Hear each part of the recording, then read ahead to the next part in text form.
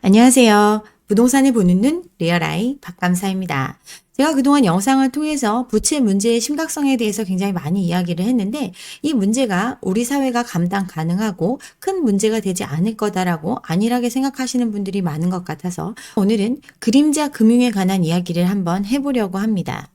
가계부채, 기업부채를 다 포함하면 GDP 대비해서 2.25배나 되는 빚을 지고 있는 게 우리의 현실인데 한은에서는 부동산 PF, 이건 부실 문제 터져도 금융권이 감내 가능하다라는 얘기를 했습니다. 감당할 수 있다고 이야기하는 이유는 증가폭이 둔화되고 있고 연체가 늘었어도 과거 금융위기를 겪었던 그 시기보다는 현저히 낮은 수준이기 때문에 감당 가능하다라고 말하고 있어요. 부채는 줄어들고 소득은 늘어나면 충분히 감당할 수 있고 금융기관도 준비되어 있기 때문에 부실이 현실화되지 않을 거다라고 긍정적인 해석을 내놨어요. 근데 현실은 어떻죠? 부채의 증가세가 둔화된 이후 이제 소득을 보고 대출을 해주고 건전성에 대한 규제가 강화되고 있기 때문에 대출의 조건이 예전보다 까다롭습니다. 그렇기 때문에 줄어든 거죠. 건전성 규제에 해당되지 않는 곳의 상황은 전혀 고려되지가 않았어요. 심각한 그림자 금융의 문제가 우리에게 있습니다. 그림자 금융, 은행과 유사한 기능, 즉 돈을 빌려주고 하는 그런 기능이죠. 그렇지만 규제 시스템 밖에 있는 것들, 이걸 그림자 금융이라고 합니다. 전체 금융 시스템의 중요한 매개체 역할을 하지만 문제가 생기면 연쇄적인 위기로 이어질 수 있고 금융 안정성을 위협하는 요인으로 작용할 수 있습니다. 미국의 서브프라임 모기지 사태가 터졌을 때 바로 금융자 금융의 문제가 대두가 됐었죠. 서브프라임 모기지 사태, 장기 모기지로 돈을 빌려준 금융기관, 이걸 채권 유동화시키면서 다시 유동성을 공급받고 계속해서 대출의 규모를 늘려갈 수 있었습니다. 파생상품으로 퍼져나간 대출, 측정할 수 없는 수준으로 거대하게 불어나게 됐어요. 그러다가 기초자산이 무너지면서 금융시장에 큰 충격을 준 것 바로 서브프라임 모기지 사태입니다. 우리나라 같은 경우도 이 그림자 금융의 무게가 지금은 견딜 수 없을 만큼 심각한 상황입니다. 첫 번째 그림자 금융 바로 PF입니다. 물론 PF 기본적으로 제도권하에 있지만 이 부실의 문제에 상당 부분 가려져 있습니다. PF 문제 충분히 견딜 수 있다라고 나온 기사들 바로 이 보도자료를 기초해서 나왔어요. 이번 보고에서 우리나라 금융 시스템에 직면한 주요 리스크로 부동산 PF를 꼽았습니다. PF 사업 같은 경우는 다양한 이해관계자가 연계되어 있고 이들의 부실 문제가 서로에게 영향을 줄 수 있기 때문에 이 문제를 심각하게 받아들이고 있습니다. PF 대출 증가세는 정체되고 있지만 연체율은 늘어나고 있습니다. 잠재적인 리스크가 증대됐죠. 그렇지만 고위험으로 추정되는 사업장이 부실화됐을 경우에도 우리나라 금융 시스템 이 손실을 충분히 흡수하고 안정적인 상황을 유지할 수 있을 거다라고 판단을 했습니다. 그러면서도 PF 시장의 질서 있는 정리가 필요하다고 이야기를 했고 금융기관 또한 손실 흡수력을 확충해 나갈 필요가 있다라고 제언을 했습니다. 세부적인 내용을 살펴보면 PF 잔액 같은 경우 은행 증권사는 늘어났고 보험, 저축은행, 상호금융, 여전사 이런 곳들은 줄어들었습니다. 연체율 같은 경우 증권사는 쌓아놨던 충당금으로 일부 부실을 털어냈고 채무 보증을 대출로 전환하는 것 이런 조치를 했기 때문에 소폭 하락했지만 여전히 높은 수준을 보이고 있습니다. 저축은행, 여전사 같은 경우는 PF 대출이나 연체율 모두 증가를 했습니다. 전제 조건을 살펴보면 문제가 없지 않습니다. PF 관련 익스포저 133조 기준을 했는데 여기에는 신탁 계정, 해외 사업장 대출 등은 빠져 있습니다. 또 PF 관련 연체율 가장 높았던 증권사 같은 경우는 PF 관련해서 보증 섰던 거를 대출로 전환하면서 대출 잔액이 늘어났기 때문에 연체율이 하락했지 실제 연체율이 줄어든 건 아니라는 내용이 포함되어 있습니다. 위험한 상황이 됐을 때도 충분히 위험을 흡수할 수 있다 이렇게 이야기를 했지만 여기에서 위험한 사업장으로 분류된 것 85%의 중소형 건설사가 참여한 이 사업장들만 고위험으로 시나리오에 반영이 됐습니다. 이런 조건 하에서도 저축은행 등 일부 비은행 금융기관 같은 경우는 손실을 흡수하고 난 후에 자본 비율이 상당폭 하락할 수 있다라는 우려도 작은 글씨로 표현해 놨어요. 또 감당 가능하다고는 하지만 향후 부동산 경기나 건설 업황 회복이 지연될 경우에는 그 여파가 클 거라고 이야기를 했고 계속해서 건전성을 유지해 나가기 위해서는 계속되는 구조조정 그리고 손실을 충분히 흡수할 수 있도록 갈수록 엄청난 양의 대손 충당금을 쌓아가야 한다는 것, 이게 필요하다고 했습니다. PF 잔액 134조가 안 되던 게 1년이 지난 지금 136조로 증가를 했습니다. 여기에 토지 신탁 등으로 배제된 것까지 포함하면 200조가 넘는 규모로 추산되고 있는데 빌려간 돈의 규모는 결코 줄어들지 않았어요. 은행과 증권사의 PF 잔액이 증가를 했는데 이는 2금융권의 PF를 1금융권이 받아줬던 것, 또 증권사가 채무보증 섰던 거 자체 대출로 땡겨오면서 잔액이 늘어났습니다. 이들 이제 대환이 된 거니까 아직 연체 발생하지 않죠. 이들의 연체율이 낮다고 안심할 수만은 없습니다. 여기에 리스크 점검 시나리오, 기존 PF 사업장 평가 기준을 통해서 고위험 사업장 얼마 반영하지 않았어요. 그렇지만 보고서에서 지적한 바와 같이 PF 사업장에 대한 평가 정교화해서 정말 살릴 수 있는 옥석을 가려내야 한다는 것, 또 이 정리를 신속하게 해야 된다는 것이 전제가 됐습니다. 또 손실을 흡수하기 위한 충당금을 엄청나게 쌓아야 하는 것도 전제인데 현 기준에서 검토한 결과로 안심할 수만은 없어요. 이미 증권사 저축은행 연체율은 계속해서 증가하고 있고 이 보고서에서 빠져있는 새마을금고 같은 상호금융 같은 경우는 연체율이 엄청나게 늘어나고 있는 상황입니다. 부동산 PF 잔액 전년보다 늘었죠. 즉 사업장의 정리 속도 더딘 상태고 빚을 빚으로 연명하다 보니 그 빚의 규모가 증가를 했습니다. 연체율은 1년 사이에 2배가 넘게 늘어났어요. 저축은행권 같은 경우는 연체율이 2.5배나 상승을 했고 7%대에 육박하고 있습니다. 여전사의 PF 대출 연체율도 22년 말에 2.2%에서 작년에는 4.65%로 2배 이상 올라갔어요. 연체는 모든 업권에서 상승을 했습니다.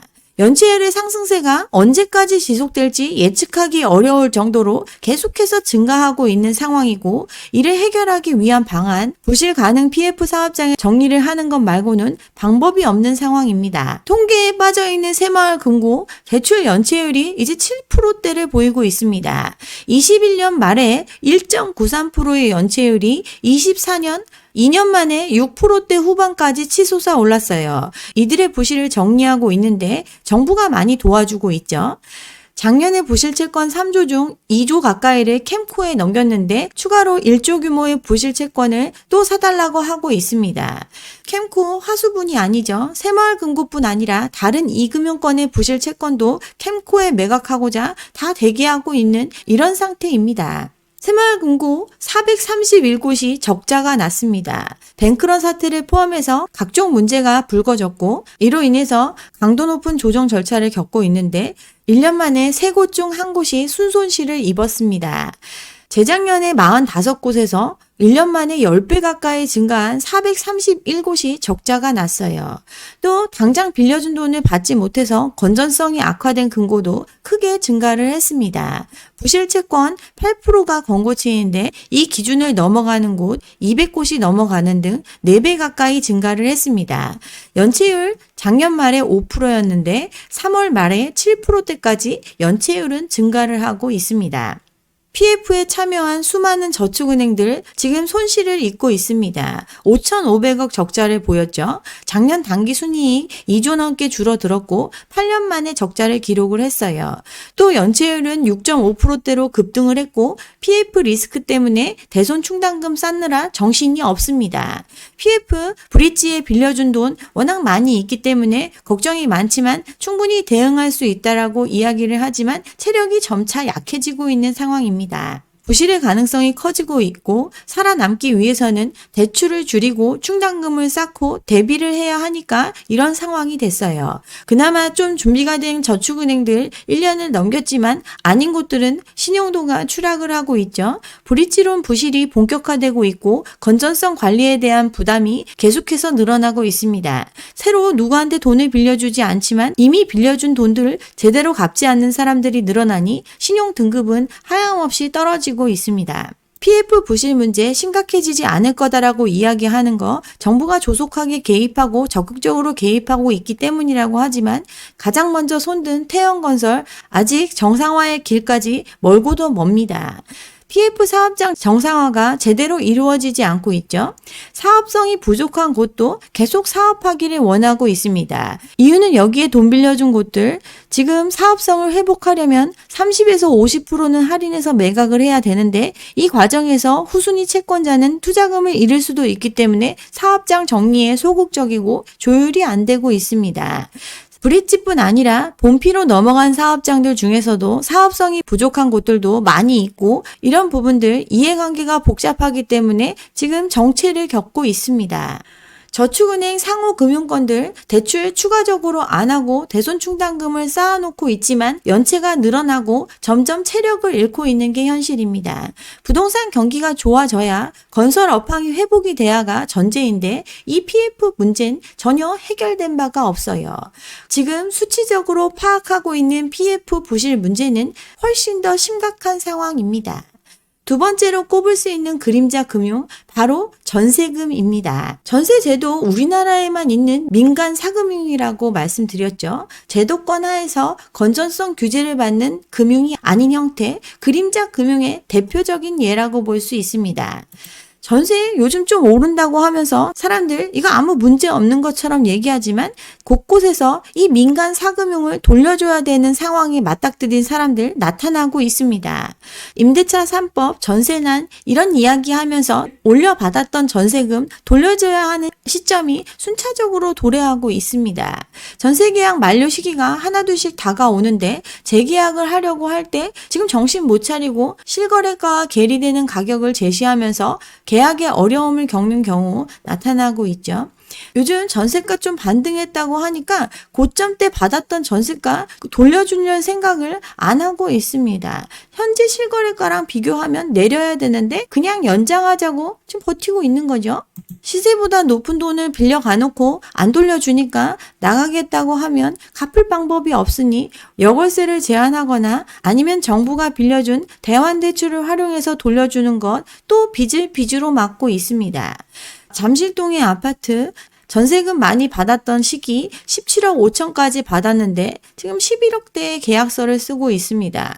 이처럼 집을 담보로 무이자 사금융 땡겼었던 그 돈들 갚아야 되는 시점이 속속 도래하고 있지만 갚을 능력이 없는 이런 현실이 펼쳐지고 있어요. 대표적인 그림자 금융 바로 전세 보증금입니다. 집주인이 가장 많은 자금을 융통하는 방법이 바로 전세금인데 아무런 규제 없이 계속 빌려 써왔습니다. 지금도 그 큰 돈을 갚으려면 정책 지원을 통한 대환대출을 받거나 아니면 이자를 지급해야 하는 여월세 상황 이어지고 있습니다. 어찌어찌 연장을 한다 하더라도 기간이 만료된다고 해서 그 돈을 갚을 방법 마련할 길이 없습니다. 세입자 구하기가 너무나 힘든 상황입니다. 인구는 줄어들고 부동산 폭등기에 자기 집 산 사람도 많고 올라간 전세가 그동안 전세대출 받아가지고 그냥저냥 메꿔줬지만 고금리의 상황이 계속되면서 부르는 값을 다 맞춰주지 않는 시장이 왔습니다. 새로운 집들은 계속해서 쏟아지는데 이 집의 대금을 치러줄 사람이 없습니다.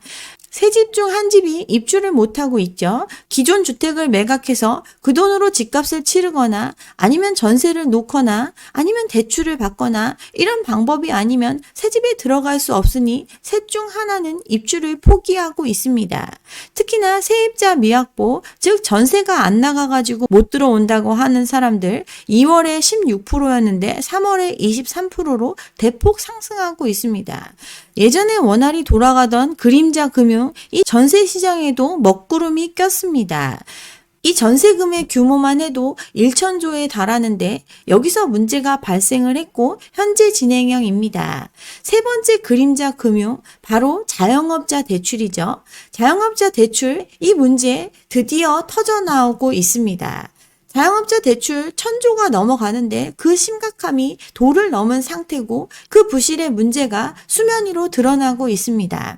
지금 총선 기간인데 국회의원 후보자가 받은 편법 대출의 문제가 이슈가 되고 있습니다. 집을 사는데 일단 대부업체한테 빌린 후에 사업자 대출을 통해서 받은 자금으로 이를 메꿨습니다. 여기에 돈을 빌려준 기관 새마을금고입니다.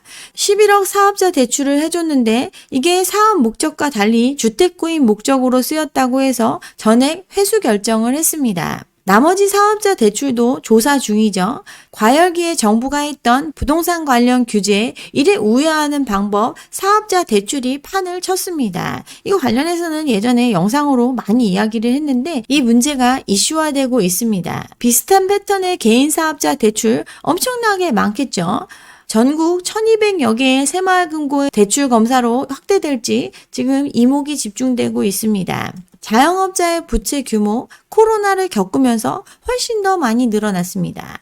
22년 말에 1000조가 넘어갈 거다라고 추정을 했고 실제 1000조가 넘어갔죠. 이들 코로나로 경기가 멈춘 시기에 저리로 빌렸다가 금리 인상기를 겪으면서 감당하는 이자가 2배 넘게 증가를 했습니다. 자영업자 같은 경우 1인당 3억 3천의 대출을 받았습니다. 근데 자영업자 대출의 유형을 살펴보면 부동산 관련 담보대출이 73%를 차지하고 있습니다. 작년 상반기 기준에서 자영업자 대출 잔액 1033조인데 비주택 부동산 담보대출이 60% 가까이를 차지합니다. 14% 가까이는 주담대가 차지하고 있어요. 코로나 이전의 자영업자 대출 684조였는데 코로나 시기에 50%가 넘게 급증을 했습니다. 21년도 영끌이 한참이던 시기에 많이 늘어났습니다. 부동산 관련 기업 대출이 많았죠. 타 대출에 비해서 거액을 빌리고 변동금리로 짧은 기간에 만기 일시 상환으로 많이 빌려갔습니다. 금리 올라가는 시기가 되면 차주의 채무 상환 부담이 엄청나게 커질 수 있다고 이게 건전성을 해칠 수 있다라고 걱정을 했었고 그 문제가 현실화되고 있습니다. 주담대를 규제하니까 규제가 느슨한 사업자 대출을 활용을 해서 투기를 했고 이들의 연체율 계속 늘어났고 점점 문제가 심각해지고 있습니다. 코로나로 모든 게 멈춘 시점 자영업자에 대한 지원이 필요하다고 하니까 자영업자 대출이 급증을 했는데 이 중 40% 넘게가 임대사업자 대출이었습니다. 편법적으로 이 대출을 활용하면서 실물 경제가 위협을 받는 상황에서도 부동산 시장은 더 뜨거워지는 경험을 했습니다. 주담대의 비중도 상당하고 막힌 후에는 비주담대 부동산 대출이 급증을 했습니다. 지산이나 생수, 상가 이런 부동산 투자에 자금을 활용하기 위해서 사업자 대출 받는 사람이 늘어났기 때문에 그만큼 많은 빚이 쌓였어요. 그중 대표적인 게 지금 이슈가 되는 정치인이 벌인 편법 대출의 모습입니다. 이런 편법 대출 수년간 성행을 했습니다. 문정부 당시 가계대출 규제했더니 개인 사업자 주담대 2배 이상 폭등을 했고 비주담대 이런 걸 통해서 부동산 투기에 이 자금을 활용을 했죠. 그렇게 부동산 불패 신화에 미쳐서 사람들 빚내서 뛰어들었는데 지금 처참한 결과를 맞이하고 있습니다. 지식산업센터에 투자한 사람들 이들이 바로 사업자 대출을 활용해서 투자한 대표적인 예입니다. 주택시장 과열되고 나머지 파생 상품들 이런 것들도 묻지마 투자가 이어졌죠. 2009년 이전에 연간 22곳 정도 지산이 지어졌다면 19년도 이후에는 연간 91건 엄청난 증가세를 보였습니다. 이거 분양받은 사람들 다 대출 받아가지고 뛰어들었어요. 현재 지어지고 있는 지산 전국에 100곳이 넘게 더 있고 아직 착공하지 않은 사업장도 300곳 가까이 있습니다.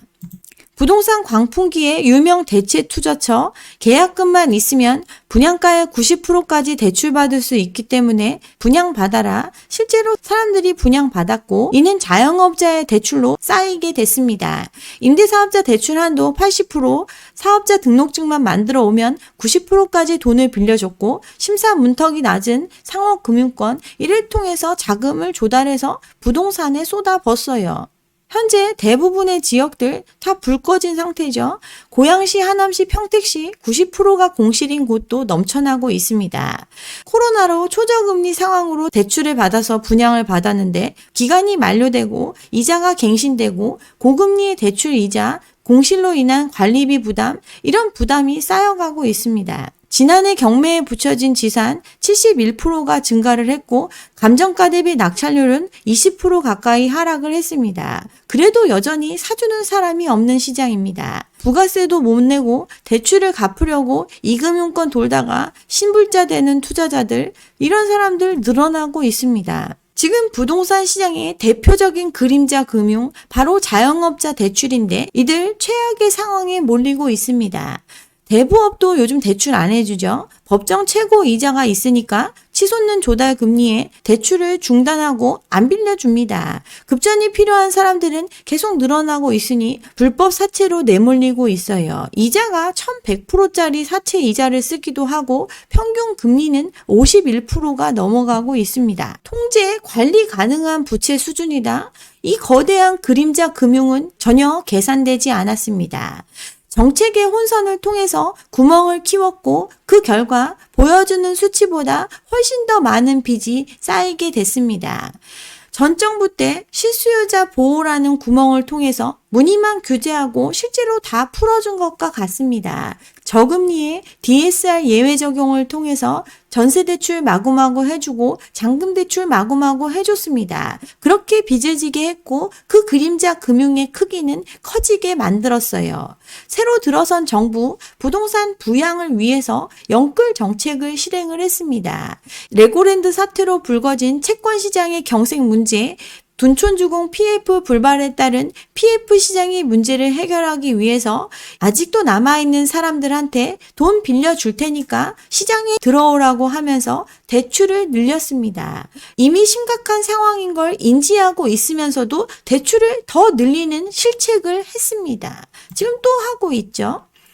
신생아 특례 대출 신혼부부 소득 기준을 2억으로 완화시켜준다. 중산층 신혼부부도 지금 빚쟁이로 만들려고 하고 있어요. 이번 국회의원 후보의 편법 대출 문제 이제 수면 위로 올라왔고 이 부분에 대한 조사와 조치가 이루어질 상황입니다. 형사 고발, 전수조사 이런 거 하고 있고 다른 새마을 금고에 대한 조사도 이어질 걸로 예상되고 있습니다. 그럼 다른 이금융권들 또 이와 유사한 형태로 대출해준 수많은 금융기관들 자유로울 수 있을까요? 확장되면 부동산 시장에 또 다른 충격을 줄 수밖에 없습니다. 현재의 상황 너무나 심각한 경제 상황입니다. 지금 PF 아무 문제 없다고 하지만 연체율은 늘어나고 있고 이 통계에 빠져있는 새마을금고 같은 경우는 연체율이 7%에 육박하고 있습니다. 저축은행들 돈을 빌려주기는커녕 돈 빌려준 사람들이 돈을 안 갚아서 지금 연체에 쌓여가고 있고 개점 휴업 상태로 대출을 아예 안 하면서 건전성 올리기에 안간힘을 쓰고 있습니다. 인플레이션은 여전히 잦아들지 않고 있고 불안정한 유가로 물가가 더 올라갈 가능성도 높습니다. 환율은 여전히 변동성이 크고 최근 미국의 조기 금리 인하가 불확실해지면서 점점 더 폭등하고 있습니다. 빚에 시달리고 있는 사람들 금리 인하만 목 빠지게 기다리고 있는데 이건 요원한 상태가 되고 있어요. 미국의 고용 너무나 탄탄하죠. 일자리가 30만 건이 넘어가고 실업률도 떨어지고 경기가 다른 나라와 달리 잘 나가고 있습니다. 시장의 예상치보다 훨씬 더 많이 사람을 고용하려고 하고 있으니 인건비 상승이 우려되는 상황이죠. 그동안 금리 곧 내릴 거다라는 기대감이 컸는데 경제가 너무 뜨거워지면 오히려 금리 인상을 해야 될 수도 있다고 얘기 나오고 있습니다. 임금이 올라가면 잦아드는 인플레이션에 또 상승 요인으로 작용하기 때문에 지금 금리 인하가 아니라 오히려 금리 인상을 걱정해야 하는 그런 상황까지 예상하고 있습니다. 파월이 올해 어느 시점엔 금리 인하하는 게 적절하다라고 이 말 한마디 해서 3월에 금리 내릴 거다, 6월에 금리 내릴 거다 이렇게 긍정적으로 해석을 했지만 지금 강력한 노동시장의 모습, 횡보하는 인플레이션 이런 걸 봤을 때 금리 인하가 빨리 이루어지기 어려운 상황입니다. 저금리에 길들여져 있던 사람들 단기간만 버티면 될 거라며 폭풍적으로 빚을 늘렸고 숨겨져 있는 금융의 크기도 키워놨습니다. 근데 고금리는 이제 뉴 노멀이 돼가고 있습니다. 전 정부 때 폭발적으로 늘어난 부채, 또 새 정부 들어서는 구조조정의 시기에 오히려 돈을 풀면서 부양했던 그 결과가 고스란히 나타나고 있어요.